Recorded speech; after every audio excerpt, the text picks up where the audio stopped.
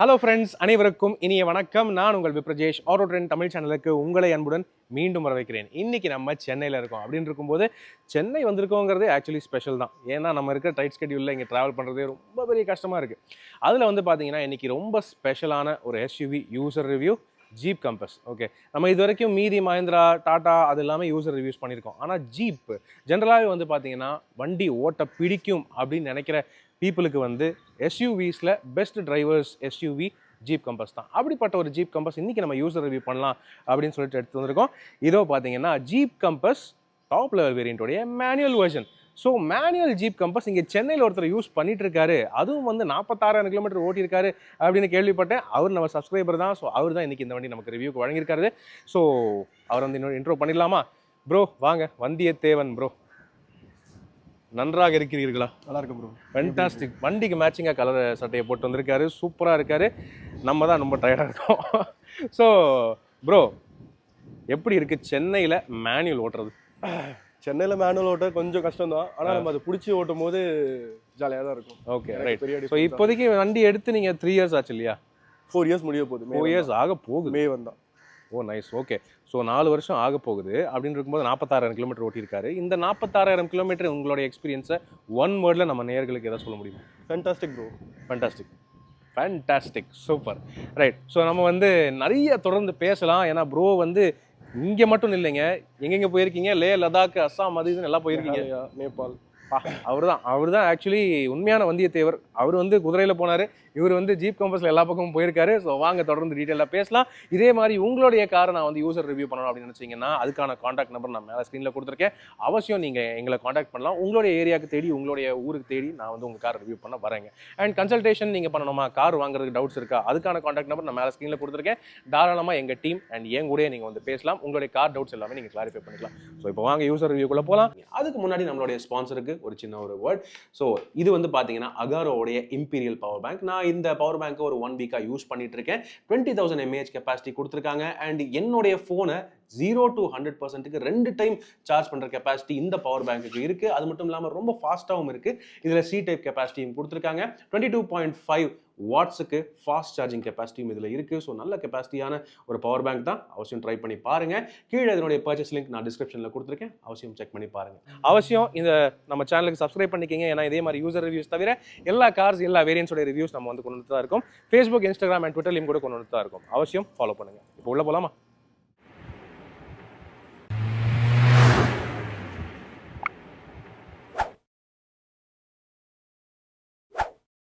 So S friends, jeep compass diesel manual. Actually சென்னையில் diesel manual வச்சுக்கிறதே பெரிய அபூர்வம் தாங்க. காரணம் எல்லாரும் வந்து பெட்ரோல் ஆட்டோமேட்டிக், டீசல் ஆட்டோமேட்டிக் அந்த அப்படிங்கிற ஆப்ஷன்ஸ் தான் பெரிய ப்ரையாரிட்டியாக வச்சுக்குவாங்க.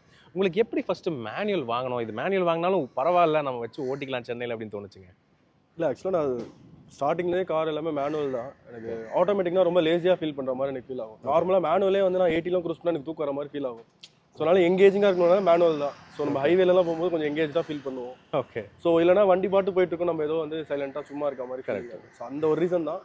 மற்றபடி கார் ஓட்டுற எல்லாருக்குமே மேனுவல் தான் பிடிக்கும். கார் இன்ஜின்ஸ் எல்லாமே மேனுவல் கொஞ்சம் நம்மளுக்கு நம்ம கண்ட்ரோல் பண்ணணுன்ற மாதிரி நம்மளுக்கு ஃபீல் அப்போ தான் வரும். ஓகே. இல்லைனா வண்டி பாட்டு போயிட்டு இருக்கும். பரவாயில்ல. ஸோ என்தூசியாஸ்ட் அப்படிங்கிறத வந்து ஆக்சுவலி காமிச்சிருக்காருங்க. ஸோ என்னன்னா இப்போ இந்த டைமில் நீங்கள் இந்த வண்டியை பார்க்கும்போது வேற என்னென்ன வெஹிக்கிள்ஸ் பார்த்தீங்க? And why Jeep Compass? ஏன் அந்த டைமில் ஒய் ஜீப் கம்பஸ்?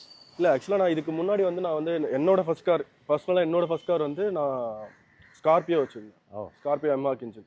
ஸோ அதில் தான் நான் வண்டி கற்றுக்கிட்டு வண்டி ஓட்டவே ஆரம்பித்தேன். ஸோ அது ரொம்ப பவர்ஃபுல்லாக இருக்கும். அந்த ஏஜ்லேயே நான் சின்ன வயசுலேயே அதில் தான் ஓட்ட ஆரம்பித்தேன். ஓகே. ஸோ அதுக்கப்புறம் நான் வந்து ஏர்ன் பண்ணதுக்கப்புறம் வாங்கின ஃபர்ஸ்ட் கார் வந்து க்ரூஸ். அது என்னோட இன்னொரு ட்ரீம் கார் காலேஜ் டைம்ல. அது எல்லாருக்குமே ட்ரீம் கார் ஆச்சு. ஸோ அந்த க்ரூஸ் வந்து ஒரு 1.5 இயர்ஸ் வச்சுட்டு இருந்தேன். ஓகே. ஸோ அது ஒரு சின்ன ஒரு ஆக்சிடென்ட் வந்து ஈரோடு பக்கத்தில் ஒரு எதிர்பார்த்தமாக நடந்துடுச்சு. ஸோ அதுக்கப்புறம் அந்த கார் வந்து சரி எல்லாருமே ரிப்ளேஸ் பண்ணணுன்ற மாதிரி ஒரு தாட்ஸ் வந்து இன்ஜெக்ட் பண்ணிட்டே இருக்கும்போது ஸோ நம்மளுக்கு சரி ஓகே தேட ஆரம்பிச்சோம் அப்போ தான். ஸோ எனக்கு வந்து அந்த காரை விடுறதுக்கு மனசே இல்லை. இன்னொரு வாட்டி கூட க்ரூஸ் வாங்கிடலாமா, ஸோ இன்னொரு பெட்டர் கார் அமையுமா அப்படின்ற மாதிரி தேடிட்டு இருந்தேன். ஆனால் மோஸ்ட்லி மார்க்கெட்டில் பார்த்தீங்கன்னா க்ரூஸ்னாலே கொஞ்சம் நல்லா ட்ரைவ் பண்ணி எல்லாம் ஆல்மோஸ்ட் வந்து கொஞ்சம் பயங்கரமா யூஸ் பண்ண காசு தான் கிடைக்கும். ஜென்யூன் காசு கிடைக்கிறது ரொம்ப கஷ்டம். என்னோட வந்து லைக்கிங் வந்து ஜென்யூன் கார் வந்து எப்படி வாங்கணுமோ அப்படியே தான் வச்சுக்கணும். இந்த கார்லையுமே அப்படிதான். நான் கார் என்ன வாங்கணும்னு அப்படியே தான் இருக்கு. எதுவுமே ஒரு இது கூட எக்ஸ்ட்ராவா நான் ஆட் பண்ணவே மாட்டேன், அப்படியே வச்சுட்டு இருப்பேன். ஸோ அப்போ வந்து நான் வந்து க்ரூஸ்க்கு ஈக்குவலண்ட்டாக எனக்கு டீசல் இன்ஜின் வேணும், ஃபர்ஸ்ட் ஹேண்ட்லிங் கார் வேணும். அதே மாதிரி எனக்கு வந்து எனக்கு பிடிக்கணும், லுக்ஸும் பிடிக்கணும். ஸோ அப்போ வந்து நான் நிறைய கார் பார்த்தேன். இனிஷியலாக வந்து செல்டாஸ், கியா இதெல்லாம் போய் பார்த்தேன். அது எல்லாமே எனக்கு ஓட்டும்போது ஒன்றுமே இல்லை, சும்மா ஓட்டிட்டு வந்தனே தவிர அங்கே ஸ்மைல் வந்துச்சு, அது சாட்டிஸ்ஃபேக்ஷன் இல்லை, உள்ளுக்குள்ளே எதுவும் பெல் அடிக்கல. ஸோ நெக்ஸ்ட் இந்த மஹேந்திரா 700 எதிர்பார்த்தேன். அதுவுமே ஓட்டினேன். கார் நல்லா ஸ்பீடாக இருந்துச்சு, நல்லா பெர்ஃபார்ம் பண்ணிச்சு, எல்லாமே இருந்துச்சு. ஆனால் கார் வந்து எங்கேயோ என்னோட கண்ட்ரோல் இல்லாத மாதிரி ஒரு ஃபீல் எனக்கு. ஓகே, கொஞ்சம் எனக்கு அந்த டச் வரல. க்ரூஸ் ஓட்டிட்டு அந்த இது டச் எனக்கு வரல. ஸ்கோடா ஸ்லாவியா ஓட்டி பார்த்தேன். ஓகே, ஸ்லாவியாவே எனக்கு பெருசாக நல்லா இருந்துச்சு. ஆனால் எனக்கு என்ன ஒரு பிரிட்ஜில் ஏறும்போது எனக்கு பெருசாக கார் வந்து கண்ட்ரோல் இல்லாத மாதிரி ஃபீல் ஆச்சு. ஓகே. ஸோ அப்போ என்னன்னா நம்ம ஒரு வேளை க்ரூஸ் வச்சிருக்கதா தான் அது அந்த மாதிரி இருந்தால் எனக்கு ஷோரூம்லேயே வந்து நீங்கள் ஆக்டோவை டெஸ்ட் ட்ரைவ் பண்ணுங்க, நீங்கள் சும்மா வாங்கலாம்னு பரவாயில்ல டெஸ்ட் ட்ரைவ் பண்ணுங்கன்னாங்க. ஆக்டோவை எடுத்து அது வேற மாதிரி ஒரு ஃபீலிங், அது பயங்கரம். சரியான காரு. ஆனால் அந்த கார் வந்து பெட்ரோல் இன்ஜின். ஸோ எனக்கு வந்து பெட்ரோல் இன்ஜின் ஒரே காரணத்துக்காக எனக்கு ஆக்டோவை வந்து டிக் பண்ண முடியல. ஓகே. ஸோ ஒரு நாள் ஏதாச்சும் வந்து நான் இங்கே இருக்கிறதால சோழிங்கநல்லூர் பிரான்ச் ஏதாச்சும் அப்படி போகும்போது பைக்கில் போகும்போது என் ஒய்ஃபோட போயிட்டு இருந்தேன். டக்குன்னு ஜீப்பு ஷோரூம்குள்ளே போனேன். அப்போ வாங்கலாம் போல, ஜஸ்ட் போனேன், உள்ளே போனோன்னே சேல்ஸ் அட்வைசர் வந்து எனக்கு வந்து ரொம்ப புஷ் பண்ணார். நீங்கள் சும்மா டெஸ்ட் ட்ரைவ் எடுங்க அப்படின்னு சொன்னார். சரி அவங்களே கார் கொடுக்குறாங்க, ஃப்ரீயாக கொடுக்குற ஓட்டி பார்க்குறதுன்னு சொல்லி நானும் ஜாலியாக ஒரு ரவுண்ட் போகலாம். செம டிராஃபிக் அப்பயும். ஓகே, சரி ஓட்டி பார்ப்போம்னு சொல்லி ஒரு கார் கொடுத்தாங்க. ஒரு 2 கிலோமீட்டர்ஸ் கூட இருக்காது, டக்குன்னு வந்து பல்ப் எரிஞ்சிருச்சு. இல்லை, காரை விடுறதுக்கே மனசில். அவங்க போதும் சார் யூட்டர்ன் போட்டுக்கலாம்னாங்க. எனக்கு வந்து யூட்டர்னே போடுறதுக்கு இல்லை. சரி வந்துட்டு நானும் வந்து அதுக்கப்புறம் தேட ஆரம்பித்தேன். பார்த்தா பட்ஜெட் வந்து எங்கேயோ இருக்குது. நான் நினச்ச பட்ஜெட் வந்து 20 lakhsக்குள்ளே அது வந்து பார்த்துட்டு இருந்தேன். ஓகே. இது வந்து 24 lakhsல தான் ஸ்டார்ட்டே ஆச்சு. ஸோ சரி அப்படின்னு சொல்லிட்டு விட்டுட்டேன். ஓகே. திரும்பியும் ஒரே மைண்டுக்குள்ளே இந்த ஜீப் காம்பஸாக ஓடிட்டே இருக்கு. எந்த காரை பார்த்தாலும் எங்கே வாங்கினாலும் என் ஒய்ஃப் கிட்ட அப்பப்போ இன்சிஸ்ட் பண்ணிட்டே இருப்பேன், ஜீப் காம்பஸ் நல்லா இருந்துச்சுலன்னு. ஸோ ஓகே, அப்போ வந்து ரொம்ப டீப்பாக டிஸ்கஸ் பண்ணி ஃப்ரெண்ட்ஸ் எல்லாருக்கிட்டையும் டிஸ்கஸ் பண்ணதுக்கப்புறம் சரி 24 lakhs 4 lakhs கேப் இருக்குது. சரி எப்படியா அந்த 4 lakhs ஸ்ட்ரெச் பண்ணி நம்ம பேஸ் மாடல் எடுத்துடலாம் அப்படின்றது தான் பிளானு. ஆனால் அந்த பிளானில் என்ன ஆச்சுன்னா, என் ஒய்ஃபு கூப்பிட்டு போனதுக்கப்புறம் ஒரு 3 மாதம் நான் டே நைட் தூங்காமல் எதாவது பார்த்துட்டே இருப்பேன். எப்போ பார்த்தாலும் ஜீப் காம்பஸ் பார்த்துட்டே இருப்பேன், ரிவ்யூ பார்க்குறது ஏதாவது பார்த்துட்டே இருப்பேன். நைட்டு திடீர்னு சம்டைம்ஸ் 3 மணிக்கு 4 மணிக்கு எழுந்து உட்காந்து பார்த்துட்டு இருப்பேன், ரிவ்யூ பார்த்துட்டு இருப்பேன். ஓகே. ரிவ்யூ பார்த்துருக்கும் எல்லா சைடும் ஒரு சைட் பாசிட்டிவ் வந்தாலும் பாதி வந்து நெகட்டிவ் ஃபோரம்ஸ் எல்லாமே நெகட்டிவாகவும் இருந்துச்சு. ஆனால் மைண்டுக்குள்ளே வந்து ஓடிட்டே இருக்குது டைலமோ, வாங்கணுமா வேணாமா நம்ம எங்கேயாவது போய் மாட்டிப்போமா அந்த மாதிரி தாட்ஸ் போயிட்டே இருந்துச்சு. ஃப்ரெண்ட்ஸ் கிட்ட யார்கிட்ட போயிட்டு ஜீப் காம்பஸ் நான் வாங்குறேன் அப்படின்னு சொன்னாலே எனக்கு முதல்ல திட்டு தான் விழும். எதுக்கு உனக்கு இவ்வளோ பட்ஜெட் காருக்கு, ஏன் காருக்கு நீ இவ்வளோ பட்ஜெட் ஸ்பெண்ட் பண்ணும் அப்படின்னு சொல்லி எல்லாருமே அட்வைஸ் இப்படி தான் போச்சு. ஸோ ஃபினான்ஷியலாக அது கரெக்ட் தான். ஆனால் மனசுக்குள்ளே எங்கேயோ ஒரு மூலையில் சொல்லிட்டே இருக்கேன். நான் அவங்கள வந்து கன்வின்ஸ் பண்ண ஆரம்பிச்சிட்டேன். ஜீப் காம்பஸ் இப்படி இருந்துச்சு, அது அப்படி இருந்துச்சு. என் ஃப்ரெண்ட்ஸ், என் க்ளோஸ் ஃப்ரெண்டு ஒரு 2 பேர் இருக்காங்க. அவங்க வந்து முதல்ல ஓகே பண்ணணும் அப்படின்னு சொல்லிட்டு என் ஒய்ஃப் கிட்டேயும் என் ஃப்ரெண்டு கிட்டேயும் கன்வின்ஸ் பண்ணிட்டே இருப்பேன். அது அப்படி இருந்துச்சு, இது இப்படி இருந்துச்சு, ரிவ்யூ அப்படி பார்த்தேன், இது பார்த்தேன். ஃபைனலி ஒரு டே வந்து போனோம், டக்குன்னு போனோம். நுங்கம்பாக்கம் இதே மாதிரி எதாச்சியாக போனோம். அங்கேயும் வந்து ஜீப் ஷோரூம் பார்த்தோன்னே ஒய்ஃபை டக்குன்னு உள்ளே கூப்பிட்டு போனேன். அங்கே ஒரு சேல்ஸ் அட்வைசர் வந்தார். அவர் வந்து ரொம்ப பாசிட்டிவாக பயங்கரமாக அப்ரோச் பண்ணார். ஸோ பேஸ் மாடல் தான் சுற்றி பார்த்துட்டு இருந்தோம். டக்குன்னு என் ஒய்ஃப் வந்து இந்த டாப் எண்டை பார்த்தா, எல்லா ஃபீச்சரையும் உள்ளே போய் பார்த்தா அப்புறம் என்கிட்ட நீ கேட்டா, எப்படியும் நீ கார் வாங்கிட்டு திருப்பி ஒரு 4 வருஷம் கழிச்சு மாற்றணும், அது வரல இது இல்லை இது இல்லைன்னு சொல்லுவேன். சரி பண்ணுற டாப் எண்டே வாங்கிக்கோ, நம்ம மேனேஜ் பண்ணிக்கலாம் அப்படின்னு சொல்லி ஒரு கிரீன் சிக்னல் கொடுத்துச்சு. ஹோம் மினிஸ்டர் அப்ரூவல் கொடுத்துட்டாங்க. அவ்வளோதான். அதுக்கப்புறம் வந்து நம்மளுக்கு வந்து எப்படா கார் வரும் அப்படின்னு சொல்லி ஒரு இது ஸ்டில் வந்து மனசுக்குள்ள ஓடிட்டே இருக்கு. இந்த கார் வந்து உனக்கு வேணுமா, உன்னால மேனேஜ் பண்ண முடியும். ஏன்னா என்னோட ஆஃபீஸில் எல்லாத்துலேயுமே வந்து பயங்கரமாக ப்ரெஷர், கொலீக்ஸ் எல்லாருமே எதுக்கு அவ்வளோ பெரிய கார், எதுக்கு அவ்வளோ பட்ஜெட்டு. திரும்பி அந்த ஃபைனான்ஷியல் இதெல்லாமே அவங்க சொல்றது கரெக்ட் தான். நம்ம உள்ளுக்குள்ள இருக்க ஒரு டிரைவர் வந்து சொல்லிட்டே இருக்காரு, ஜீப் காம்பஸ் தான் உன் காரு, ஜீப் காம்பஸ் தான் உன் காருன்னு சொல்லிட்டு. ஒரு வழியா வந்து ஒரு 1 month டே நைட்டு அதை ப்ராசஸ் பண்ணி ஓகே ஜீப் காம்பஸ் வாங்குறோம் அப்படின்னு சொல்லி ஒரு நாள் டிசைட் பண்ணி டன்னு அதுக்கு மேலே ரிட்டர்ன் வண்டி வந்து 1 வீக்ல கைக்கு வந்துடுச்சு. சூப்பர். இப்போ அப்பார்ட் ஃப்ரம் இந்த சேல்ஸ் அண்ட் இந்த மாதிரி விஷயங்கள் எல்லாம் தவிர நீங்கள் எங்கெங்கே ட்ராவல் பண்ணியிருக்கீங்க? அதுவும் ஜீப் வெஹிக்கிள் அப்படின்னு எடுக்கிறவங்க ஜென்ரலி ட்ராவல் நிறையா பண்ணுவாங்க, தெரிஞ்ச விஷயம் தான். பட் நீங்கள் நிறைய அதையும் மீறி நிறையாவும் ட்ராவல் பண்ணியிருக்கீங்க. அங்கே போகும்போதெல்லாம் உங்களுக்கு சர்வீஸ் எக்ஸ்பீரியன்ஸு அந்த மாதிரி அதெல்லாம் வாட் டிட் யூ ஃபேஸ்? இல்லை ஆக்சுவலாக இந்த கார் எடுத்துகிட்டு நான் ஃபஸ்ட்டு வந்து பரமிக்குளம் ட்ரிப் தான் போகணும், கேரளாவுக்கு. எடுத்துகிட்டு ஒரு வித்தின் மந்த்லேயே தான் போகணும். அந்த 1000 கிலோமீட்டர் முடிச்சுட்டு அந்த பரமிக்குளம் ட்ரிப்பு போனோம். ஓகே. ஸோ அந்த ட்ரிப்பில் நாங்கள் 6 பேர் போனோம் ஆக்சுவலாக. ஓகே ஓகே ஓகே 4 பேர் பின்னாடி, முன்னாடி 2 பேர், 3 கப்பிள், 6 பேர் போனோம். ஸோ எங்களுக்கு அப்போ நல்லா தான் இருந்துச்சு, எந்த ஒரு இதுவும் இல்லை. அப்போல்லாம் வந்து புது கார் வாங்கின வைப்பில் எங்கேயாவது போகணும்டா, இப்போ நான் ஜீப் வச்சிருக்கேன், நான் மலை ஏறணும், அங்கே போகணும் இங்கே போகணும்னு சொல்லி அப்போ பரமிக்குளம் டிக் பண்ணி அங்கே போனோம். ஸோ நல்ல எக்ஸ்பீரியன்ஸ். ஓகே. ஸோ அதுக்கப்புறம் மைண்டுக்குள்ளே வந்து ஓடிட்டே இருந்துச்சு பயங்கரமாக ஏதாவது ஒரு ட்ரிப்பு. அது என்ன சொல்கிறது, பண்ண முடியாத ஒரு விஷயத்த பண்ணணும், அப்படின்ற மாதிரி ஒரு பிளான் ஓடிட்டே இருந்துச்சு.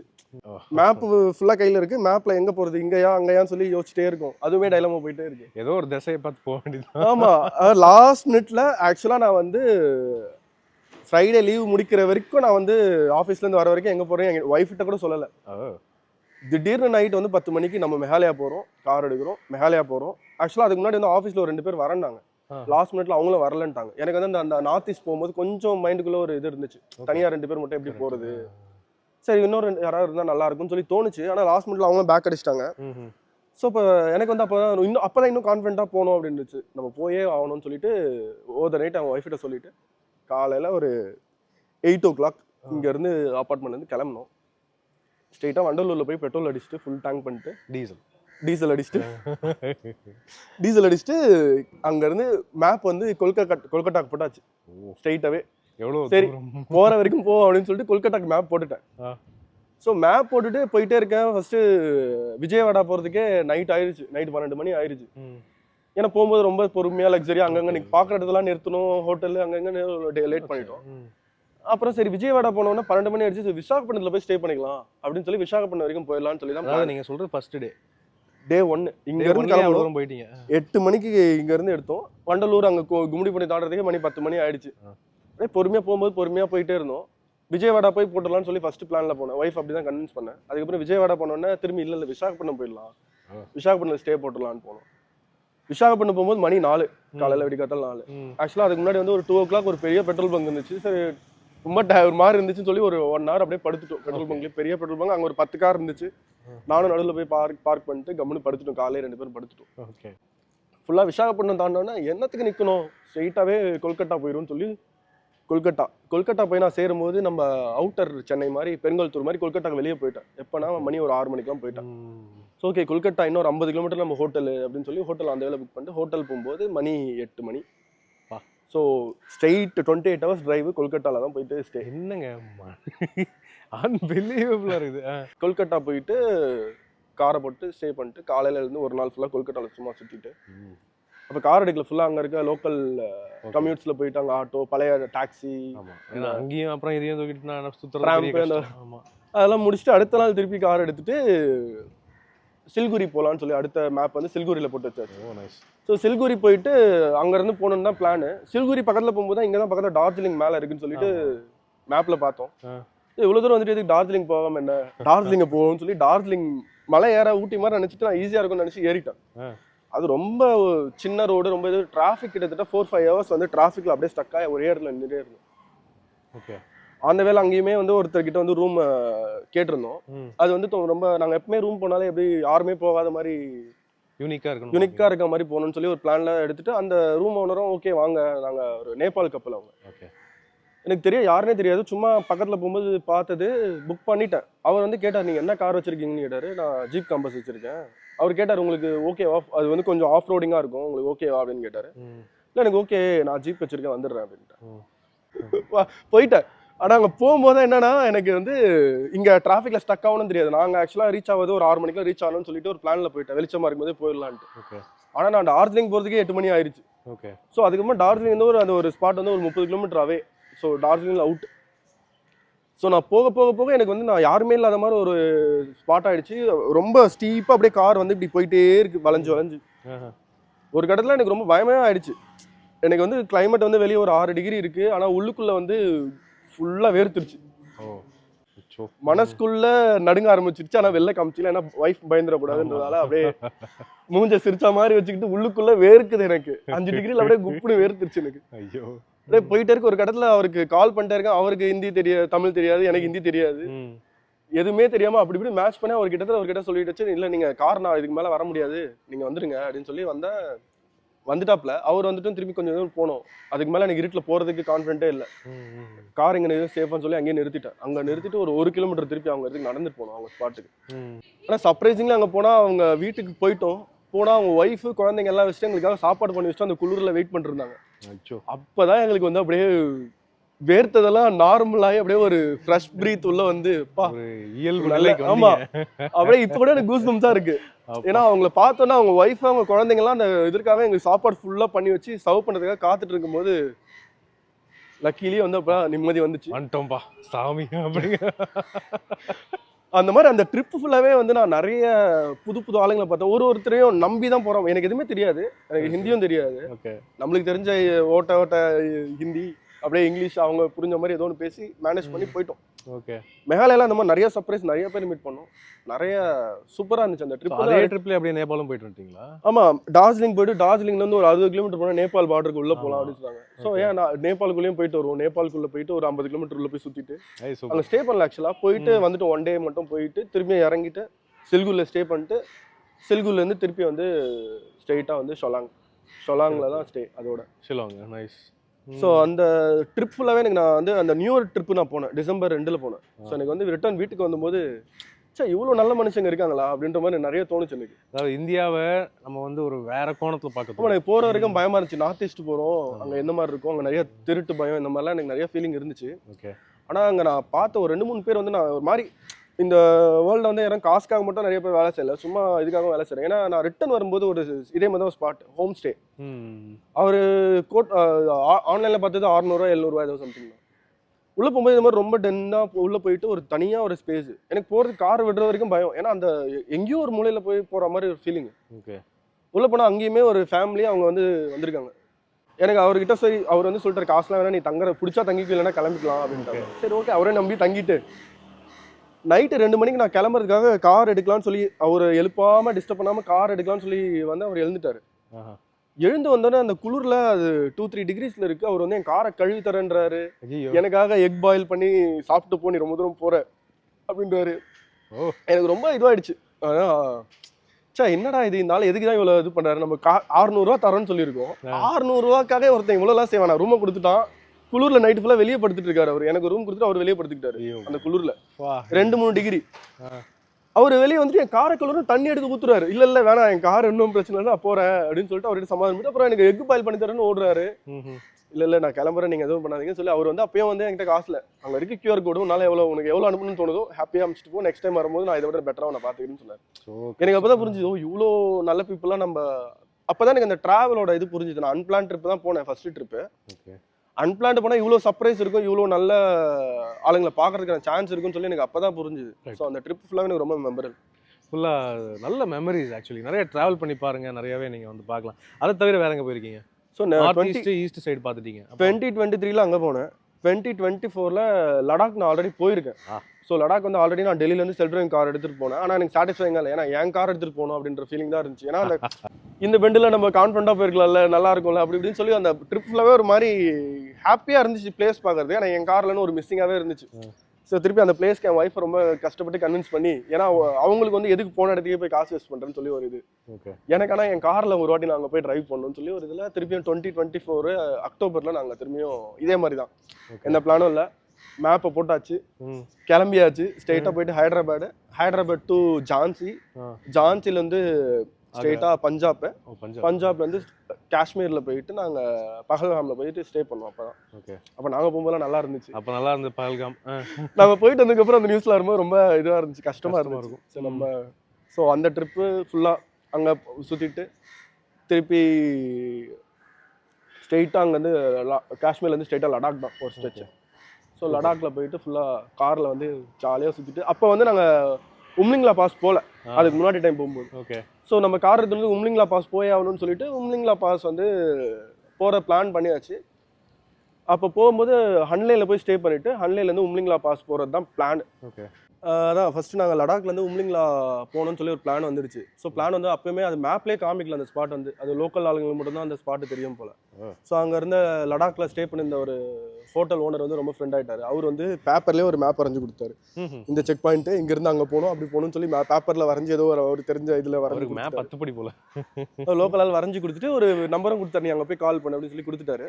ஸோ உம்லிங்லா போகணும்னு சொல்லி கிளம்பிட்டு ஹன்லே ஸ்டே பண்ணலான்னு போனோம். ஹன்லே ஸ்டே பண்ணலான்னு போன இடத்துல ரூம் பார்க்குற கேப்பில் ஒரு பர்சன், நம்ம ஊர் ஆளுங்க, பெங்களூர் ஆளுங்க ஒருத்தவங்க வந்தாங்க. ஸோ அந்த பிளேஸ் மேப்லேயே காமிக்கிறதால சரி யாரு கூட போனால் நல்லா இருக்கும்னு சொல்லிட்டு இப்பயே போயிட்டு வந்துடலாம்னு அவர் கூப்பிட்டாரு. ஏன்னா ஒரு லோக்கல் டாக்ஸி வச்சிருந்தார், இனோவா.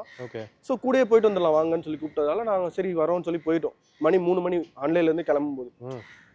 எனக்கு தெரியாது அந்த இடம் எப்படி இருக்க போகுதுன்னு தெரியாது. சரி மேப்லேயே கூட காமிக்கலாம், நம்ம தனியாக போகிறத விட ஒருத்தர் கூட போகிறது நல்லா இருக்கும்னு சொல்லி அப்படியே போயிட்டேன்.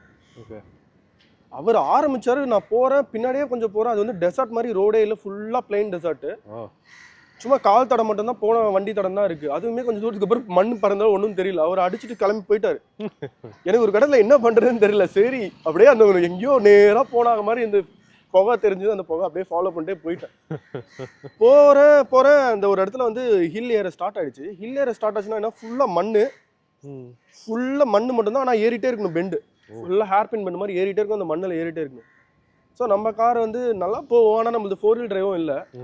சரி, ஒரு மனசுக்குள்ள ஒரு பயமும் இருக்கு. திடீர்னு கார் வந்து ஒரு சின்ன கல் குத்தி பஞ்சர் ஆனா என்ன பண்ணுவோம், நம்ம தனியாக வேற வந்திருக்கோம், 2 பேர் தான் வந்திருக்கோம், பஞ்சர் ஆயிடுச்சுன்னா என்ன பண்ணுவோம் அப்படின்ற ஒரு ஏன்னா இப்போ டயர் வந்து கொஞ்சம் ஆஃப் கண்டிஷன்ல தான் இருந்துச்சு. ஓகே, மனசுக்குள்ள அதுவுமே இருக்கு. ஆனால் அந்த இதில் நிறுத்தக்கூடாது, நிறுத்திட்டா மாட்டிப்போன்னு சொல்லிட்டு முடிஞ்ச வரைக்கும் புஷ் பண்ணி ஏறிட்டோம். அன்லே பக்கத்தில் வர வர வர பயம் அதிகமாயிட்டே போகுது. ஏன்னா அங்கே ஆக்சிடென்ட் டவுன் ஆகிற மாதிரி இருக்கு, யாருமே இல்லை, இருட்டுறோம், திருப்பி ரிட்டர்ன் போகணுமே. ஏன்னா அந்த ரூட்டை பார்த்தாச்சு, ரிட்டர்ன் அதுக்குள்ளே இருட்டுறதுக்குள்ளே போயிடணும். ஏன்னா எவனும் இருக்குல்ல, என்ன பண்ணுறதுன்னு ஒரு பயமும் அது கூடயே சேர்ந்து வந்துருச்சு. அங்கே போனோம், நிறைய பேர் இருந்தாங்க. நல்லா உம்லிங்களா போயிட்டு நல்லா 2-3 ஃபோட்டோ டக்குன்னு போயிட்டு, க்ளவுஸ் போல எதுவும் போனோம், சுற்றி வந்துட்டு ஃபோட்டோ எடுத்துட்டு சரி கிளம்பணும்னு சொல்லி கீழே கிளம்பும் போது தான் இன்னும் இருட்ட ஆரம்பிக்குது. என்ன பண்றதுன்னு தெரியலன்ட்டு அப்படியே வந்துட்டே இருக்கும் பயத்துல. டக்குன்னு இன்னொரு கார் வந்து இப்படி கண்ணுக்கு தெரிஞ்ச கேப்ல பின்னாடி ஃபாலோ பண்ணிட்டு போனோம்னா அவனும் அடிச்சுட்டு போயிடும். அங்க வர லோக்கல் டிரைவர்ஸ்லாம் வந்து ரொம்ப அங்கேயே வந்து அவங்க ஃபாஸ்ட் அண்ட் ஃபியூரியஸ் ஓட்டுற மாதிரி ஓட்டுவாங்க. நம்மளால மேனேஜே பண்ண முடியாது. அப்பெல்லாம் வந்து மனசுக்குள்ள சொல்லும், ரோட்டுக்கு வாங்கடா யாரா இருந்தாலும், மலையில நீங்க பண்றீங்க, ரோட்டுக்கு வாங்க நாங்க பாத்துக்கிறோன்ற மாதிரி ஒரு ஓடிட்டே இருக்கும். சுத்தி கித்தி நைட்டு ஒரு 7 மணிக்கு வந்து இறங்கிட்டேன். ஏன்னா அங்க ஒரு மாதிரி பயமாக தான் இருந்துச்சு. அப்படி இப்படின்னு சொல்லி கட்டிச்சு பிடிச்சி அன்லே வந்து ஸ்டே பண்ணிட்டு முடிஞ்சு உம்லிங்களா திரும்பியும் முடிச்சுட்டு அன்லே வந்துட்டோம். 27 ஹவர்ஸ் டிரைவ் ஸ்ட்ரைட்டாக வந்து சென்னைக்கு தான் வந்தேன். நான் ஸ்டாப் டிரைவ். அப்படியே சிங்கிளா தனியாக சோலோவா? நானும் இங்கே தான் போனோம். ஒய்ஃபை ஃப்ளைட் ஏற்றி அமிச்சிட்டேன். ஸோ அங்கே ஃபர்ஸ்ட் வரும்போது சரி அப்படியே வந்துடலாம் அப்படின்னு சொல்லி பிளான் பண்ணேன். சண்டிகரில் கார் எடுத்தேன், அப்படியே வந்து அடிச்சுட்டு சென்னை வந்து ரீச் ஆகிட்டு. என்னங்க சொல்றீங்க, சோலோ அவ்வளோ தூரம் ஓடிட்டு இருந்திருக்கீங்க? பயங்கரம். என் ஒய்ஃபே ஷாக் ஆகிட்டா, இதுக்கு நான் கூட வந்துருப்பேன், எதுக்கு ஒரு 12,000 செலவு பண்ண அப்படின்னா. இல்லை நான் அப்போ வந்து ஒரு மைண்ட் செட்டில் இருந்தேன். சரி அதுக்கப்புறம் நீ போனதுக்கப்புறம் என்ன பண்ணுறதுன்னு தெரியல, அப்படியே அடிச்சுட்டு வந்துட்டேன். அவங்களும் இந்த மாதிரி டிராவலுக்கெல்லாம் நல்லா சப்போர்ட் பண்ணுறாங்க. என் ஒய்ஃப் இது இருக்கும். அதான் நாங்கள் இந்த இயர் 2025 பிளான் வச்சுருந்தோம். அதுக்குள்ளேயே வந்து எங்களுக்கு பேபி பிறந்ததால நாங்கள் 2025 பிரேக் வச்சுருக்கோம். அது ஒரு அட்வென்ச்சர் தாங்க, வாழ்த்துக்கள். ஸோ இல்லை அவங்க ட்ரைவ் பண்ணுவாங்களா ஒய்ஃப்? இல்லை ஒய்ஃப் ட்ரைவ் பண்ண மாட்டாங்க. ஏன், கற்றுக் கொடுத்துடலாமே. கற்றுக் கொடுத்தாச்சு, கற்றுக் கொடுத்து முடிச்சா ஓட்ட ஆரம்பிக்கலையே ப்ரெக்னென்ட் ஆகிட்டாங்க. ஸோ அதுக்கப்புறம் இப்போ பிரேக். வளர்ந்த உடனே திரும்ப ஒரு ட்ரிப் போயிருங்க. ஆமாம், இப்போ ஃபேமிலியாக போக வேண்டியது. ஸோ இந்த மாதிரி இவ்வளோ ட்ராவல் போகிறீங்க அப்படின்னு இருக்கும்போது மீதி ஜீப் ஓனர்ஸ் யாரும் மீட் பண்ணீங்களா? அண்ட் ஓவரால் இந்த ஜீப்போட எக்ஸ்பீரியன்ஸ் உங்களுக்கு எப்படி இருந்தது? ஏன்னா நார்மலாக இப்போ நீங்கள் அங்கே சொன்னீங்க இன்னோவாலாம் அங்கெல்லாம் நம்பிக்கையாக ஃபாஸ்ட் அண்ட் ஃபியூரியஸ் ஓடிட்டு இருக்காங்க அப்படின்னு இருக்கும்போது, ஸோ ஜீப் எஸ்யூவி இதை பொறுத்தவரை உங்களுக்கு ரிலையபிலிட்டியில் ஏதாவது டவுட் இருந்ததா? இது வரைக்கும் எனி இஷ்யூஸ் ஏதாவது ஃபேஸ் பண்ணீங்களா? ஆக்சுவலாக எனக்கு ரிலையபிலிட்டி வந்து யாருமே வந்து பாசிட்டிவாக சொல்லலை. நான் கார் எடுக்கணும்னு சொல்லி என் ஃப்ரெண்டு ஆல்ரெடி ஒருத்தர் ஜீப் வச்சிருக்காரு. ஓகே, காலேஜ் மெண்ட். அவருக்கும் நான் கால் பண்ணி இந்த மாதிரி நான் ஜீப் எடுக்கலான்னு இருக்கேன், என்ன உன்னோட இதுன்னு கேட்கும்போது அவர் என்ன வந்து வந்துடாத இந்த சைடு ஜீப்பில் வந்து நான், ஏன்னா அவர் எப்போ வெளில போனாலும் ஹைவே போனாலும் அவருக்கு வந்து வண்டி டோக் பண்ணி தான் வர மாதிரி சுச்சுவேஷன் சொல்லிட்டே இருப்பார். எனக்கு இந்த பிரச்சனை அந்த பிரச்சனை நிறைய பிரச்சனை தான் சொன்னாங்க. ஓகே, ஈவன் என்னோட இன்னொரு ஃப்ரெண்டுமே எனக்கு வந்து இது பண்ணதுன்னா ஜீப் வேணாம், ரொம்ப எக்ஸ்பென்சிவ் அது இதுன்னு சொன்னாங்க. ஆனால் இதோட அந்த ஹேண்ட்லிங்கும் அந்த பவரும் நான் வேற எந்த கார்லையும் அது எனக்கு இல்லை, இந்த டைம்ல எனக்கு இல்லை. சாட்டிஸ்ஃபை பண்ணாது.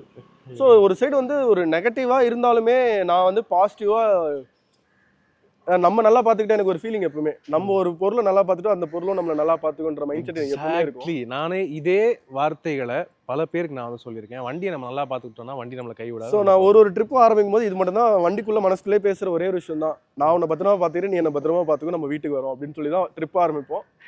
மற்றபடி வேற எதுவுமே கிடையாது. அப்படியே போகிற சேம் ஃபீலிங் தான். இதே இதுதான் நான் என்றைக்குமே என் வெஹிக்கிளோடையும் நான் வந்து.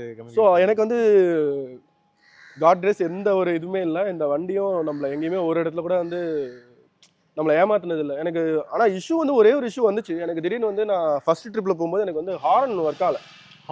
திடீர்னு வந்து நான் வந்து மத்திய பஞ்சாப் பக்கத்தில் போகும்போது ஹார்ன் ஒர்க் ஆகலை. ஒரு நாள் அந்த பெஞ்ச் டைகர் ரிசர்வில் ஸ்டே பண்ணேன். நான் பெஞ்ச் டைகர் ரிசர்வ் ஸ்டே பண்ணி அடுத்த நாள் காலைல வண்டி எடுக்கும்போது திடீர்னு ஹார்னே அடிக்கல. அங்கே ரோடு ஃபுல்லாகவே வந்து ரொம்ப பள்ளம், ஒரு அடி அந்த மாதிரிலாம் பள்ளம். திடீர்னு ஹைவேல நிறைய அந்த ரொம்ப ஒஸ்ட்டாக இருந்த அந்த ரோடு, நம்ம ரோடு மாதிரி கூட இல்லை, யூபிலலாம் ஃபுல்லாக அந்த மாதிரி ரொம்ப இதுவாக இருந்துச்சு. ஸோ அங்கே வந்து திடீர்னு ஹாரன் மட்டும் இருக்கால, என்னடா ஹைவேல இந்த ஹைவேல எப்படி ஹாரன் இல்லாமல் ஓட்டுறதுன்னு சொல்லிட்டு அதுக்கப்புறம் எனக்கு இது பண்ணதில்ல. சரி அந்த நம்மளுக்கு தெரிஞ்ச வரைக்கும் அந்த சாக்கெட்டை போய் தொட்டு பார்ப்போம் அப்படின்னு சொல்லி பார்த்தா அந்த சாக்கெட் வந்து லைட்டாக அது லூஸ் கனெக்ஷன் மாதிரி இருந்தது. அப்படி இப்படி நான் எனக்கு தெரிஞ்சதை வச்சு அது சாக்கெட்டை இது பண்ணேன், திருப்பி ஒர்க் ஆச்சு. திருப்பி அடுத்த நாளும் ஒர்க் ஆகல.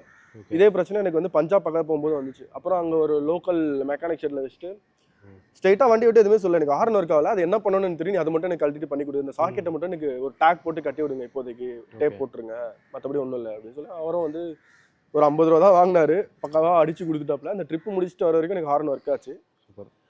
திருப்பி நான் வந்து ட்ரிப்பு முடிச்சுட்டு சென்னைக்கு வந்துட்டு திருப்பி ஹார்ன் ஒர்க் ஆகல. அப்போ நான் ஜீப் எடுத்துகிட்டு போனேன். அவங்களும் அந்த சாக்கெட்டை கழுவிட்டு திருப்பியும் போட்டு விட்டாங்க, ஒர்க் ஆச்சு. அடுத்த ட்ரிப்லேயே எனக்கு இதே ஹார்ன் பிரச்சனை மட்டும் தான் வந்துச்சு. ஹார்ன் வந்து நான் இதுக்கு போகும்போது எனக்கு ஹைதராபாத் தாண்டி லடாக் ட்ரிப்லேயும் ஒர்க் ஆகல. ஸோ அப்போ நான் வந்து டூல் கிட்ட ரெடியாக அப்போ ஃபஸ்ட்டு கடையில் ஒருத்தர் வாங்கி இது பண்ணேன். அதுக்கப்புறம் வாங்கிட்டேன். இந்த ஹார்ன் தான் பிரச்சனை போல, லூஸ் கனெக்ஷன் எதுவும் இருக்குது, நம்ம கழட்டி போடுறதான்னு சொல்லி ஒரு 2 வாட்டி போனேன். அதுக்கப்புறம் இந்த ட்ரிப் ஃபுல்லாக ஒர்க் ஆச்சு. திருப்பி ட்ரிப்பு முடிச்சுட்டு சென்னைக்கு வந்து திருப்பி ஒர்க் ஆகலை. அதுக்கப்புறம் நான் ஜீப் கார் திருப்பி எடுத்து போய் விட்டேன். திருப்பி அந்த சாக்கெட் தான் பிரச்சனை. அவங்க சாக்கெட் வந்து அப்போ வாரண்டி தான் இருந்துச்சு. ஆனாலுமே அவங்க வந்து இது நீங்கள் விட்டுட்டு போகணும், செக் பண்ணணும் அப்படி இப்படின்னு சொன்னாங்க. எனக்கு ஆக்சுவலாக வண்டி வந்து விடுறதுல சர்வீஸ் சென்டரில் வண்டி நின்னா எனக்கு ரொம்ப கஷ்டமாக இருக்கும். ஸோ நான் எப்போ சர்வீஸ் விட்டாலும் வந்து வண்டியை வந்து வித்தின் டே எனக்கு கொடுக்குறீங்கன்னா சர்வீஸ் விடுறேன், இல்லைனா விட மாட்டேன்னு சொல்லி கேட்பேன். அந்த மாதிரி தான் அப்பாயின்மெண்ட் அது மாதிரி தான் இது வரைக்கும். காலையில் விடுவேன், ஈவினிங் போய் நானே எடுத்துகிட்டு வந்தேன். நான் டிரைவர் கிட்ட கூட யாருக்கிட்டையும் வேலட் பார்க்கிங் எங்கேயுமே கொடுக்க மாட்டேன். ஸோ சம்டைம்ஸ் ஆடா கூட இருக்கும். நான் ஏன்னா ஆஃபீஸோட ஈவெண்ட்ஸ் அங்கே எங்கே போனேன்னா எல்லாருமே வேலட் பார்க்கிங் கொடுப்பாங்க, நான் மட்டும் கார் எடுத்து போய் பேஸ்மெண்ட்டில் விட்டுட்டு நடந்து வருவேன். ஏன்னா எனக்கு அவங்க ஏதாவது பண்ணிடுவாங்க. சர்வீஸ் சென்டரில் விடவே மாட்டேன். ஏன்னா அந்த ஹார்ன் வந்து அவங்க செக் பண்ணுறதுக்கு 3 நாள் ஆகும் 4 நாள் ஆகும்னு சொன்னாங்க. ஸோ இதுக்கு விட போய் வேறு ஏதாவது பிரச்சனை வந்துருமோன்னு எனக்கு ஒரு பயம். ஏன்னா அந்த ஃபோரமில் நிறைய அந்த மாதிரி தான் போயிட்டே இருக்கும் ப்ராப்ளமாக. ஸோ அந்த அதுக்கப்புறம் திருப்பியும் நான் விட்டு பார்த்தா சரியாகலை. அப்புறம் திருப்பி ஒரு நாள் நானே ஃபுல்லாக கழட்டி அந்த செட்டெல்லாம் ஃபுல்லாக செட் பண்ணி ஃபுல்லாக அந்த டேகெல்லாம் பிரிச்சுட்டு நானே இப்போ செட் பண்ணி வச்சிருக்கேன். ஒரு 1 இயராக எந்த பிரச்சனையும் இல்லை. ஸோ இதுக்கப்புறம் நானே வந்து என்னோட இதை தெரிஞ்சு வச்சுட்டேன், என்ன என் பிரச்சனை என்ன, என்னோட சொல்யூஷன் என்னன்னு பார்த்துக்கிட்டேன். ஹாரன் மாற்றல, அதே ஹாரன் நல்லா தான் இருக்குது. அது லைட்டாக கழட்டிட்டு போட்டால் நல்லா இருக்கும். இந்த வாட்டி நான் போட்டேன், நானே போட்டேன், அது இப்போ வரைக்கும் நல்லா இருக்கு, எந்த பிரச்சனையும் இல்லை. ஆல்ரைட். அதை தாண்டி எதுவும் இல்லை. மெயினான கொஸ்டின், இத்தனை ட்ரிப் போயிருக்கீங்க, மைலேஜ் எந்த அளவுக்கு உங்களுக்கு கிடச்சிருக்கு? மைலேஜ் வந்து எனக்கு வந்து ஆவரேஜாக வந்து எனக்கு ஒரு 14 to 15. ஓகே. அது வந்து நான் இந்த கிலோமீட்டரில் ஓட்டினேன், இவ்வளோ ஸ்பீடில் ஓட்டினாப்லாம் இல்லை. நான் எப்படி ஓட்டினாலும் எனக்கு மைலேஜ் வந்து அது மாறவே மாறாது. 14, 15 இந்த ரேஞ்ச்.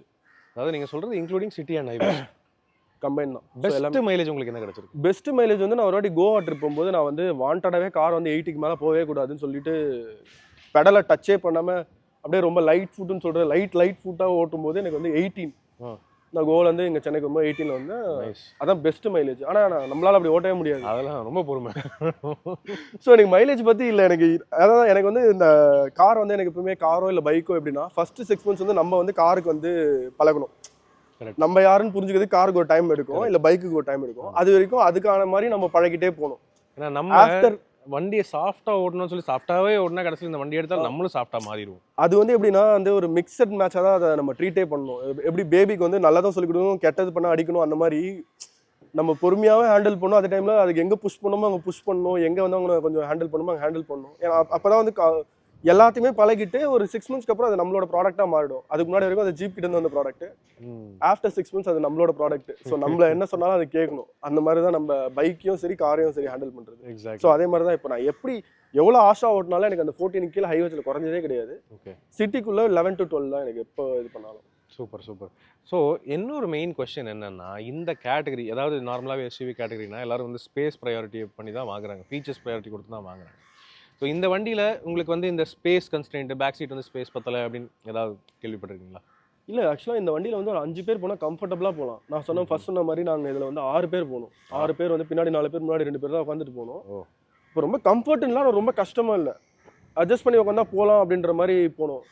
நாங்கள் காலேஜ் படிக்கும் போதெல்லாம் காரில் வந்து 10 பேர் போன காலம்லாம் இருக்குது. ஒரு காரில் அந்த மாதிரி டிக்கியில் 2 பேர் இந்த மாதிரிலாம் அட்ஜஸ்ட் பண்ணி போகிறது.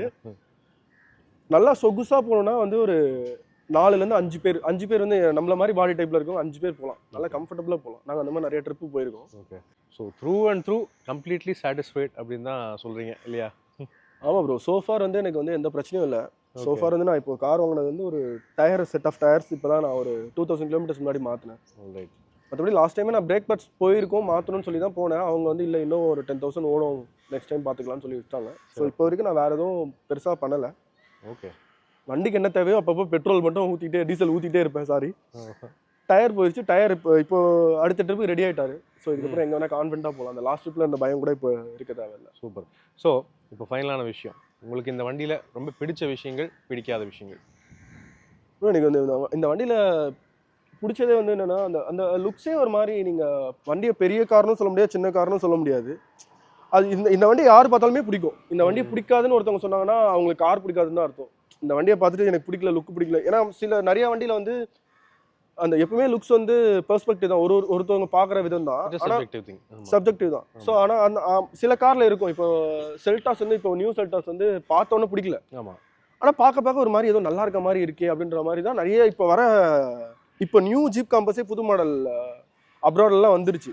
அதோட லுக் ஏதோ ஒரு மாதிரி பாக்ஸியா, ஏதோ ஒரு ஃபினிஷ் இல்லாத மாதிரி, அங்கங்க ஒரு கட் பண்ண மாதிரி ஃபீலிங் தான் எனக்கு தருது. ஆனா இந்த கார் வந்து எனக்கு லுக்ஸ்ல எந்த பிரச்சனையும் இல்லை. இல்ல லுக்ஸ் இன்னை வரைக்கும், அதாவது ஜீப் காம்பஸ் ஃபர்ஸ்ட் லான்ச் ஆன டைம்ல இருந்து இன்னை வரைக்குமே லுக்ஸ் அப்படின்னு ஜீப்ல கம்ப்ளைண்ட்ஸ் இருந்ததே கிடையாது, காம்பஸ்ல. ஆமா, எல்லாமே வந்து அவங்க சொல்றது எல்லாமே சர்வீஸ் சரியில்லை, ஆமா, யாருமே இந்த கார் ஹேண்ட்லிங் சரியில்லாத சொல்ல மாட்டாங்க. சர்வீஸ் சரியில்லை அப்படின்னு தான் திரும்ப திரும்ப சொல்றாங்க.